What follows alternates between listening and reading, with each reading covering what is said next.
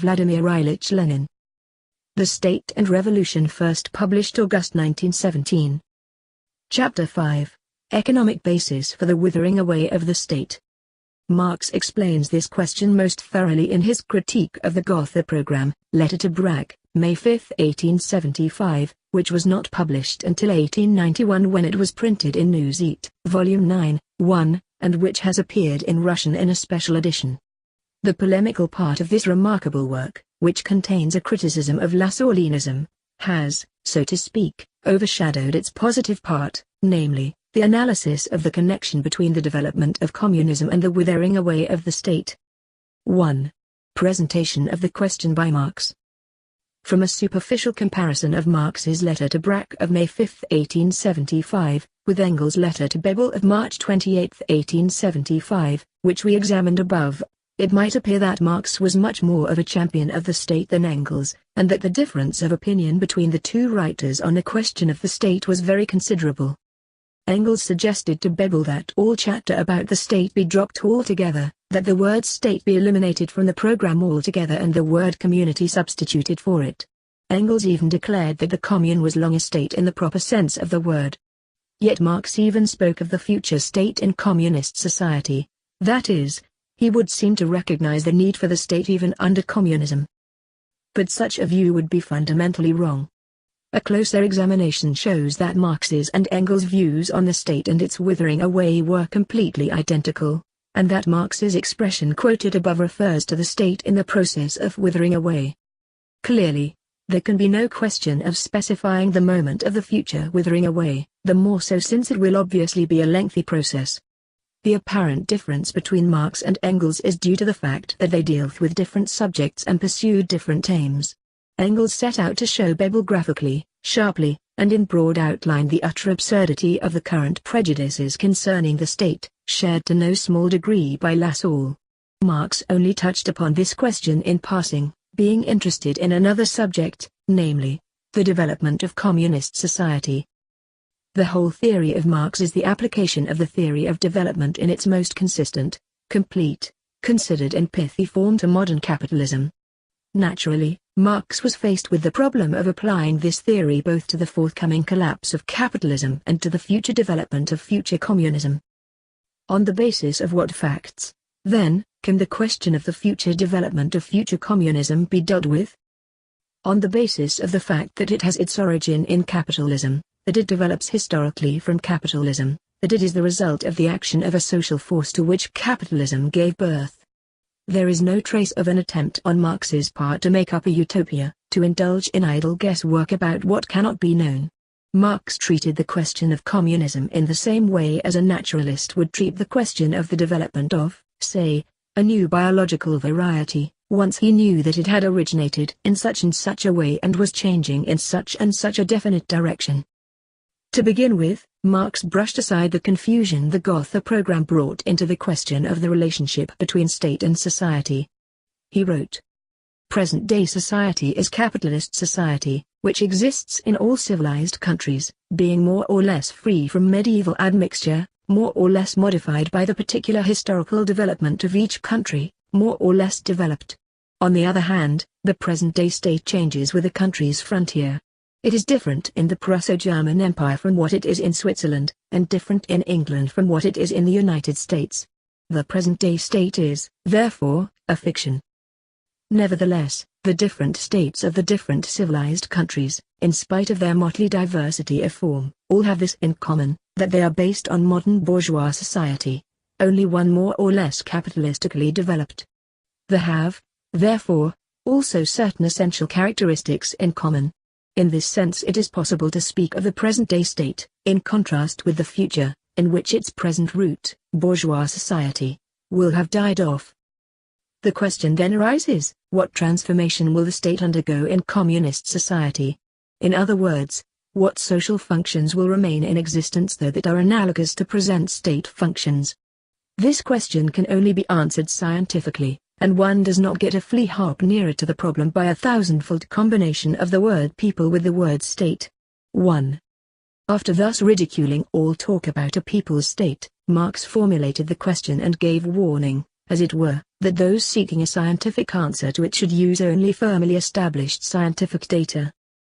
The first fact that has been established most accurately by the whole theory of development, by science as a whole, a fact that was ignored by the utopians, and is ignored by the present-day opportunists who are afraid of the socialist revolution, is that, historically, there must undoubtedly be a special stage, or a special phase, of transition from capitalism to communism. 2. The transition from capitalism to communism. Marx continued. Between capitalist and communist society lies the period of the revolutionary transformation of the one into the other. Corresponding to this is also a political transition period in which the state can be nothing but the revolutionary dictatorship of the proletariat. Marx bases this conclusion on an analysis of the role played by the proletariat in modern capitalist society, on the data concerning the development of this society, and on the irreconcilability of the antagonistic interests of the proletariat and the bourgeoisie. Previously the question was put as follows: to achieve its emancipation, the proletariat must overthrow the bourgeoisie, win political power and establish its revolutionary dictatorship. Now the question is put somewhat differently. The transition from capitalist society which is developing towards communism to communist society is impossible without a political transition period, and the state in this period can only be the revolutionary dictatorship of the proletariat. What, then, is the relation of this dictatorship to democracy? We have seen that the Communist Manifesto simply places side by side the two concepts: to raise the proletariat to the position of the ruling class and to win the battle of democracy. On the basis of all that has been said above, it is possible to determine more precisely how democracy changes in the transition from capitalism to communism. In capitalist society, providing it develops under the most favorable conditions, we have a more or less complete democracy in the democratic republic. But this democracy is always hemmed in by the narrow limits set by capitalist exploitation, and consequently always remains, in effect, a democracy for the minority. Only for the propertied classes, only for the rich. Freedom in capitalist society always remains about the same as it was in the ancient Greek republics, freedom for the slave owners.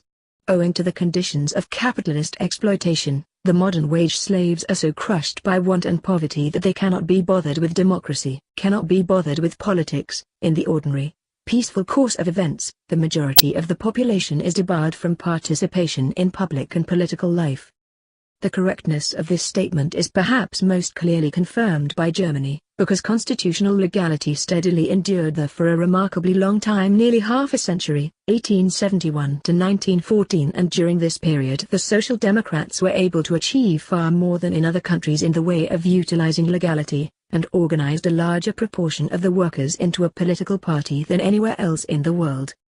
What is this largest proportion of politically conscious and active wage slaves that has so far been recorded in capitalist society? 1 million members of the Social Democratic Party, out of 15 million wage workers. 3 million organized in trade unions out of 15 million. Democracy for an insignificant minority, democracy for the rich, that is the democracy of capitalist society. If we look more closely into the machinery of capitalist democracy, we see everywhere, in the supposedly petty details of the suffrage, residential qualifications, exclusion of women, etc., in the technique of the representative institutions, in the actual obstacles to the right of assembly, public buildings and not for paupers, in the purely capitalist organization of the daily press, etc., etc. We see restriction after restriction upon democracy. These restrictions, exceptions, exclusions, obstacles for the poor seem slight, especially in the eyes of one who has never known want himself and has never been in close contact with the oppressed classes in their mass life, and 9 out of 10, if not 99 out of 100, bourgeois publicists and politicians come under this category, but in their sum total these restrictions exclude and squeeze out the poor from politics, from active participation in democracy. Marx grasped this essence of capitalist democracy splendidly when, in analyzing the experience of the Commune, he said that the oppressed are allowed once every few years to decide which particular representatives of the oppressing class shall represent and repress them in Parliament. But from this capitalist democracy that is inevitably narrow and stealthily pushes aside the poor, and is therefore hypocritical and false through and through, forward development does not proceed simply, directly and smoothly, towards greater and greater democracy, as the liberal professors and petty bourgeois opportunists would have us believe. No, forward development, that is, development towards communism, proceeds through the dictatorship of the proletariat, and cannot do otherwise, for the resistance of the capitalist exploiters cannot be broken by anyone else or in any other way. And the dictatorship of the proletariat, that is, the organization of the vanguard of the oppressed as the ruling class for the purpose of suppressing the oppressors, cannot result merely in an expansion of democracy. Simultaneously with an immense expansion of democracy, which for the first time becomes democracy for the poor, democracy for the people, and not democracy for the moneybags, the dictatorship of the proletariat imposes a series of restrictions on the freedom of the oppressors, the exploiters, the capitalists. We must suppress them in order to free humanity from wage slavery. Their resistance must be crushed by force. It is clear that there is no freedom and no democracy where there is suppression and where there is violence. Engels expressed this splendidly in his letter to Bebel when he said, as the reader will remember, that the proletariat needs the state, not in the interests of freedom but in order to hold down its adversaries, and as soon as it becomes possible to speak of freedom the state as such ceases to exist. Democracy for the vast majority of the people, and suppression by force, that is, exclusion from democracy, of the exploiters and oppressors of the people. This is the change democracy undergoes during the transition from capitalism to communism. Only in communist society, when the resistance of the capitalists have disappeared, when there are no classes, that is, when there is no distinction between the members of society as regards their relation to the social means of production, only then the state ceases to exist, and it becomes possible to speak of freedom. Only then will a truly complete democracy become possible and be realized, a democracy without any exceptions whatever. And only then will democracy begin to wither away, owing to the simple fact that, freed from capitalist slavery, from the untold horrors, savagery, absurdities, and infamies of capitalist exploitation, people will gradually become accustomed to observing the elementary rules of social intercourse that have been known for centuries and repeated for thousands of years in all copybook maxims. They will become accustomed to observing them without force, without coercion, without subordination, without the special apparatus for coercion called the state. The expression "the state withers away" is very well chosen, for it indicates both the gradual and the spontaneous nature of the process. Only habit can, and undoubtedly will, have such an effect, for we see around us on millions of occasions how readily people become accustomed to observing the necessary rules of social intercourse when there is no exploitation, when there is nothing that arouses indignation, evokes protest and revolt, and creates the need for suppression. And so in capitalist society we have a democracy that is curtailed, wretched, false, a democracy only for the rich, for the minority. The dictatorship of the proletariat, the period of transition to communism, will for the first time create democracy for the people, for the majority, along with the necessary suppression of the exploiters, of the minority. Communism alone is capable of providing really complete democracy, and the more complete it is, the sooner it will become unnecessary and wither away of its own accord. In other words, under capitalism we have the state in the proper sense of the word, that is, a special machine for the suppression of one class by another, and, what is more, of the majority by the minority. Naturally, to be successful, such an undertaking as the systematic suppression of the exploited majority by the exploiting minority calls for the utmost ferocity and savagery in the matter of suppressing. It calls for seas of blood, through which mankind is actually wading its way in slavery, serfdom and wage labor. Furthermore, during the transition from capitalism to communism suppression is still necessary, but it is now the suppression of the exploiting minority by the exploited majority. A special apparatus, a special machine for suppression, the state, is still necessary, but this is now a transitional state. It is no longer a state in the proper sense of the word, for the suppression of the minority of exploiters by the majority of the wage slaves of yesterday is comparatively so easy, simple and natural a task that it will entail far less bloodshed than the suppression of the risings of slaves, serfs or wage laborers, and it will cost mankind far less. And it is compatible with the extension of democracy to such an overwhelming majority of the population that the need for a special machine of suppression will begin to disappear. Naturally, the exploiters are unable to suppress the people without a highly complex machine for performing this task, but the people can suppress the exploiters even with a very simple machine, almost without a machine. Without a special apparatus, by the simple organization of the armed people, such as the Soviets of workers and soldiers' deputies, we would remark, running ahead. Lastly, only communism makes the state absolutely unnecessary, for there is nobody to be suppressed, nobody in the sense of a class, of a systematic struggle against a definite section of the population. We are not utopians, and do not in the least deny the possibility and inevitability of excesses on the part of individual persons, or the need to stop such excesses. In the first place, however, no special machine, no special apparatus of suppression, is needed for this. This will be done by the armed people themselves, as simply and as readily as any crowd of civilized people, even in modern society, interferes to put a stop to a scuffle or to prevent a woman from being assaulted. And, secondly, we knows that the fundamental social cause of excesses, which consist in the violation of the rules of social intercourse, is the exploitation of the people, their want and their poverty. With the removal of this chief cause, excesses will inevitably begin to wither away. We do not know how quickly and in what succession, but we do know they will wither away. With their withering away, the state will also wither away.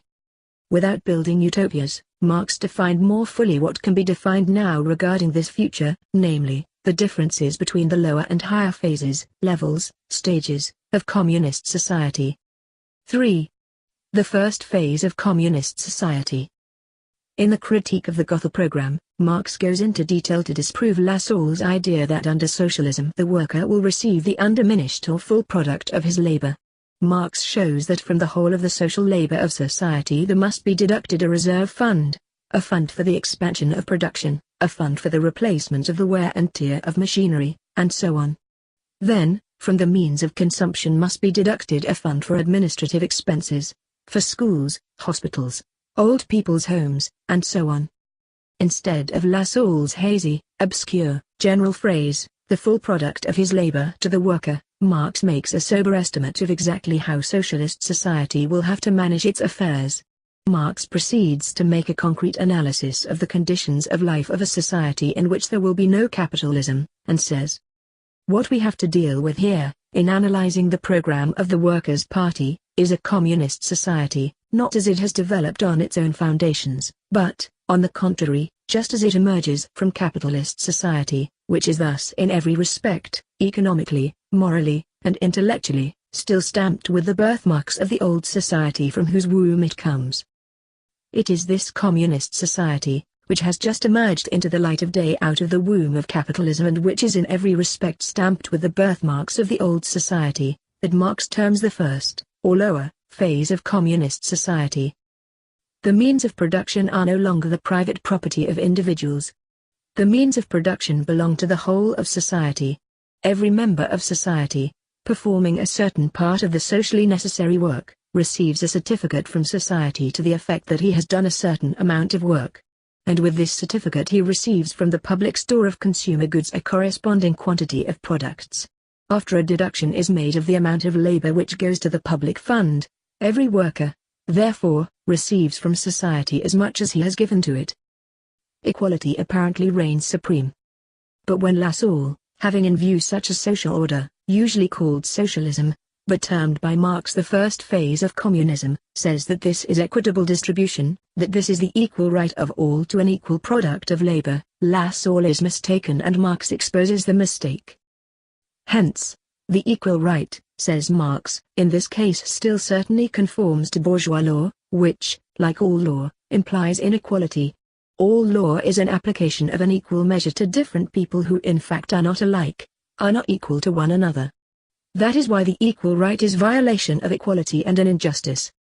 In fact, everyone, having performed as much social labor as another, receives an equal share of the social product, after the above-mentioned deductions. But people are not alike, one is strong, another is weak, one is married, another is not, one has more children, another has less, and so on. And the conclusion Marx draws is, with an equal performance of labor, and hence an equal share in the social consumption fund, one will in fact receive more than another, one will be richer than another, and so on. To avoid all these defects, the right instead of being equal would have to be unequal. The first phase of communism, therefore, cannot yet provide justice and equality, differences, and unjust differences.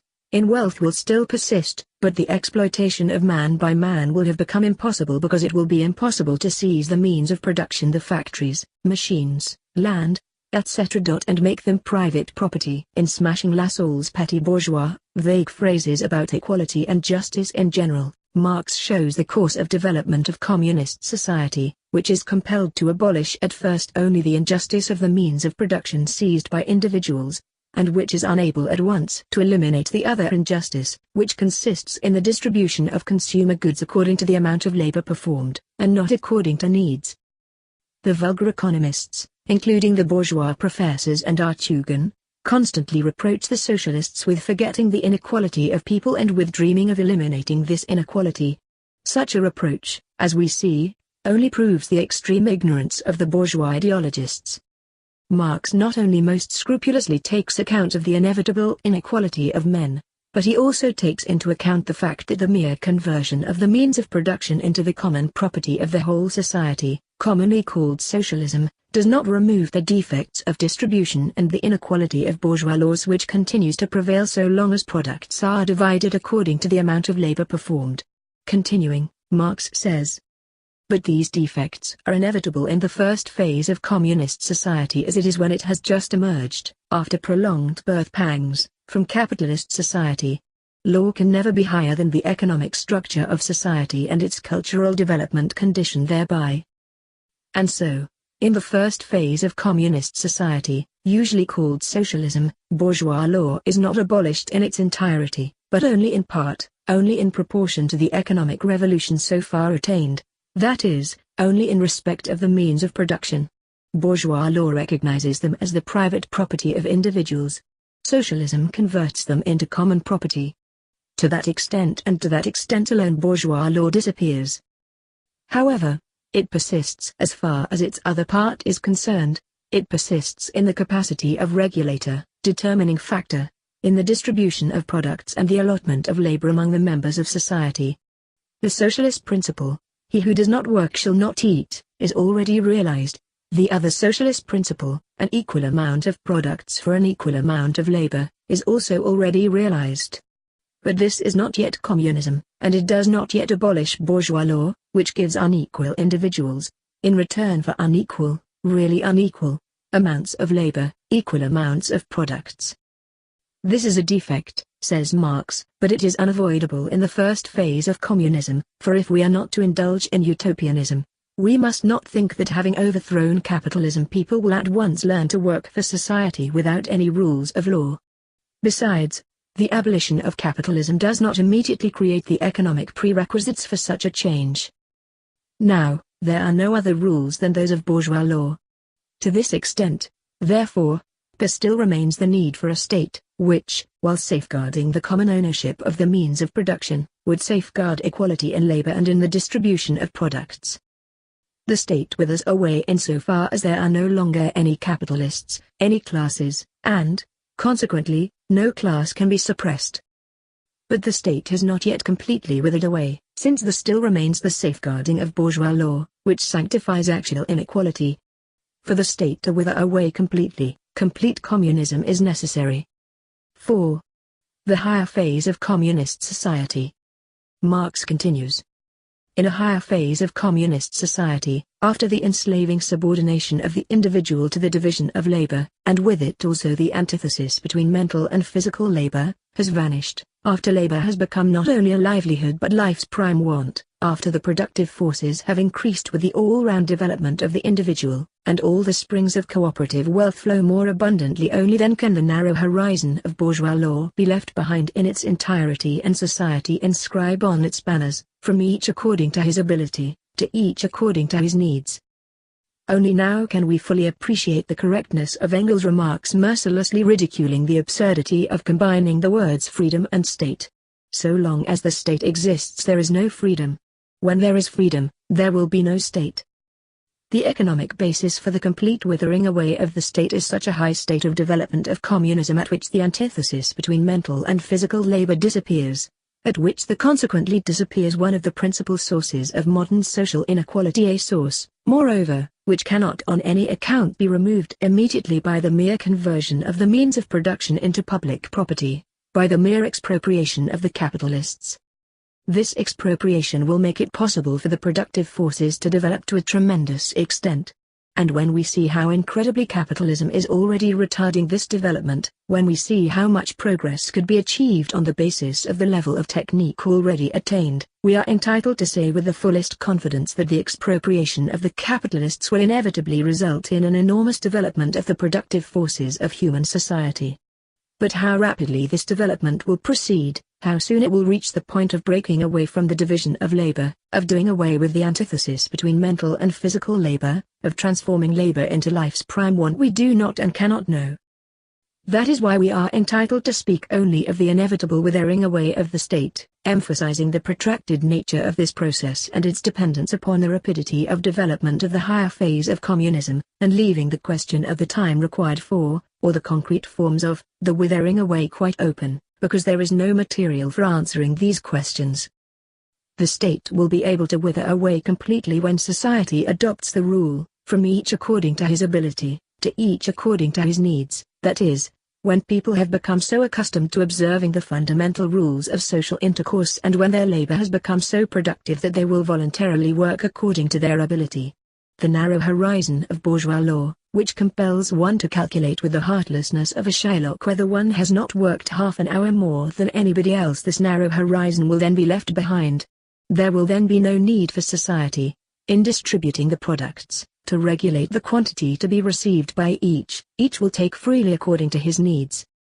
From the bourgeois point of view, it is easy to declare that such a social order is sheer utopia and to sneer at the socialists for promising everyone the right to receive from society, without any control over the labor of the individual citizen, any quantity of truffles, cars, pianos, etc. Even to this day, most bourgeois savants confine themselves to sneering in this way, thereby betraying both their ignorance and their selfish defense of capitalism.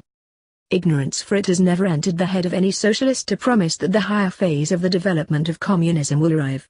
As for the greatest socialists' forecast that it will arrive, it presupposes not the present ordinary run of people, who, like the seminary students in Pomyalovsky's stories, too, are capable of damaging the stocks of public wealth just for fun, and of demanding the impossible. Until the higher phase of communism arrives, the socialists demand the strictest control by society and by the state over the measure of labor and the measure of consumption. But this control must start with the expropriation of the capitalists, with the establishment of workers' control over the capitalists, and must be exercised not by a state of bureaucrats, but by a state of armed workers. The selfish defense of capitalism by the bourgeois ideologists, and their hangers-on, like the Tzretlis, Chernovs, and Co., consists in that they substitute arguing and talk about the distant future for the vital and burning question of present-day politics, namely, the expropriation of the capitalists, the conversion of all citizens into workers and other employees of one huge syndicate, the whole state, and the complete subordination of the entire work of this syndicate to a genuinely democratic state, the state of the Soviets of workers and soldiers' deputies. In fact, when a learned professor, followed by the Philistine, followed in turn by the Tzretlis and Chernovs, talks of wild utopias, of the demagogic promises of the Bolsheviks, of the impossibility of introducing socialism, it is the higher stage, or phase, of communism he has in mind, which no one has ever promised or even thought to introduce, because, generally speaking, it cannot be introduced. And this brings us to the question of the scientific distinction between socialism and communism, which Engels touched on in his above-quoted argument about the incorrectness of the name Social Democrat. Politically, the distinction between the first, or lower, and the higher phase of communism will in time, probably, be tremendous. But it would be ridiculous to recognize this distinction now, under capitalism, and only individual anarchists, perhaps, could invest it with primary importance, if there still are people among the anarchists who have learned nothing from the Plekhanov conversion of the Kropotkins, of Grave, Kornlycine, and other stars of anarchism into social chauvinists or anarcho-trenchists, as one of the few anarchists who have still preserved a sense of humor and a conscience, has put it. But the scientific distinction between socialism and communism is clear. What is usually called socialism was termed by Marx the first, or lower, phase of communist society. Insofar as the means of production becomes common property, the word communism is also applicable here, Providing we do not forget that this is not complete communism, the great significance of Marx's explanations is that here, too, he consistently applies materialist dialectics, the theory of development, and regards communism as something which develops out of capitalism. Instead of scholastically invented, concocted definitions and fruitless disputes over words, what is socialism? What is communism? Marx gives an analysis of what might be called the stages of the economic maturity of communism.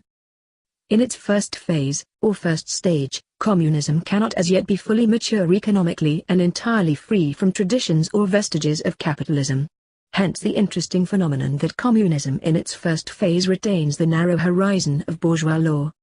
Of course, bourgeois law in regard to the distribution of consumer goods inevitably presupposes the existence of the bourgeois state, for law is nothing without an apparatus capable of enforcing the observance of the rules of law.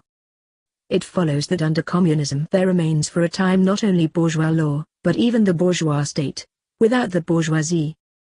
This may sound like a paradox or simply a dialectical conundrum of which Marxism is often accused by people who have not taken the slightest trouble to study its extraordinarily profound content. But in fact, remnants of the old, surviving in the new, confront us in life at every step, both in nature and in society.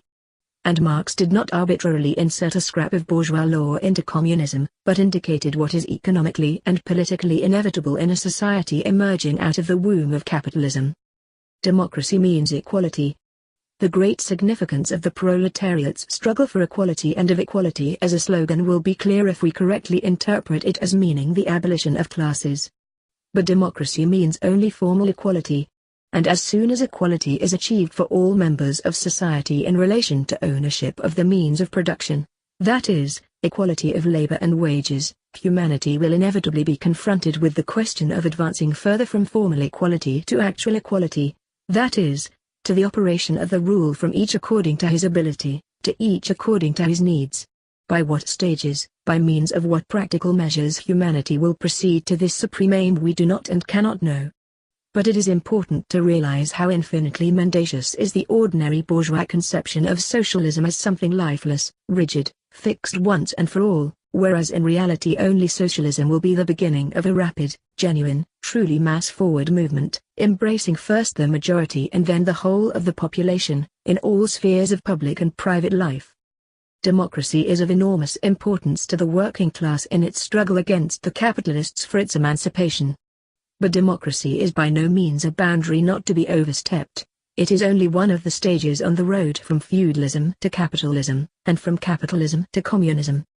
Democracy is a form of the state. It represents, on the one hand, the organized, systematic use of force against persons, but, on the other hand, it signifies the formal recognition of equality of citizens, the equal right of all to determine the structure of, and to administer, the state.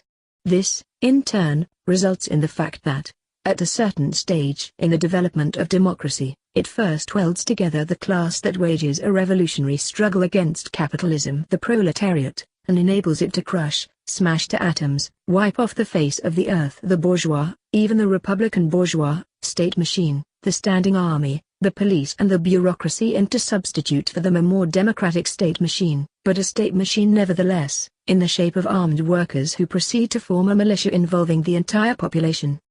Here quantity turns into quality. Such a degree of democracy implies overstepping the boundaries of bourgeois society and beginning its socialist reorganization. If really all take part in the administration of the state, capitalism cannot retain its hold. The development of capitalism, in turn, creates the preconditions that enable really all to take part in the administration of the state. Some of these preconditions are, universal literacy, which has already been achieved in a number of the most advanced capitalist countries, then the training and disciplining of millions of workers by the huge, complex, socialized apparatus of the postal service, railways, big factories, large-scale commerce, banking, etc., etc. Given these economic preconditions, it is quite possible, after the overthrow of the capitalists and the bureaucrats, to proceed immediately, overnight, to replace them in the control over production and distribution, in the work of keeping account of labor and products, by the armed workers, by the whole of the armed population. The question of control and accounting should not be confused with the question of the scientifically trained staff of engineers, agronomists, and so on. These gentlemen are working today in obedience to the wishes of the capitalists and will work even better tomorrow in obedience to the wishes of the armed workers. Accounting and control, that is mainly what is needed for the smooth working, for the proper functioning, of the first phase of communist society. All citizens are transformed into hired employees of the state, which consists of the armed workers. All citizens becomes employees and workers of a single countrywide state syndicate. All that is required is that they should work equally, do their proper share of work, and get equal pay. The accounting and control necessary for this have been simplified by capitalism to the utmost and reduced to the extraordinarily simple operations which any literate person can perform of supervising and recording, knowledge of the four rules of arithmetic, and issuing appropriate receipts. 1. When the majority of the people begin independently and everywhere to keep such accounts and exercise such control over the capitalists, now converted into employees, and over the intellectual gentry who preserve their capitalist habits, this control will really become universal, general, and popular, and there will be no getting away from it, there will be nowhere to go. The whole of society will have become a single office and a single factory, with equality of labor and pay. But this factory discipline, which the proletariat, after defeating the capitalists, after overthrowing the exploiters, will extend to the whole of society, is by no means our ideal, or our ultimate goal. It is only a necessary step for thoroughly cleansing society of all the infamies and abominations of capitalist exploitation, and for further progress. From the moment all members of society, or at least the vast majority, have learned to administer the state themselves, have taken this work into their own hands, have organized control over the insignificant capitalist minority, over the gentry who wish to preserve their capitalist habits, and over the workers who have been thoroughly corrupted by capitalism. From this moment the need for government of any kind begins to disappear altogether. The more complete the democracy, the nearer the moment when it becomes unnecessary.